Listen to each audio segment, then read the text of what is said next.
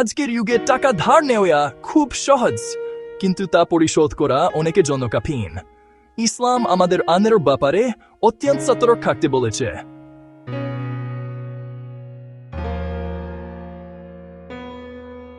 রাসূলুল্লাহ সাল্লাল্লাহু আলাইহি ওয়াসাল্লাম বলেছেন, মুসলিমের প্রাণ আল্লাহর কাছে আটকে থাকে যতক্ষণ না তার আন শোধ হয়। শুধু আমাদের নয়, আমাদের পরিবারের উপরও বোঝা হয়ে দাঁড়ায়। অনেকেই ধার নিয়ে ফেরত দেয় না, কিন্তু এটি ছোট অপরাধ নয়।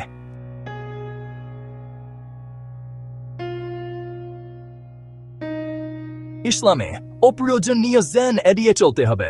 ধার নিলে সময় মতো শোধ করতে হবে। যদি শোধ করতে না পারেন, সেভাবে জানিয়ে সহায়তা চাইতে হবে। ঋণমুক্ত জীবন একটি বরকতমাও ও শান্তিপূর্ণ জীবন।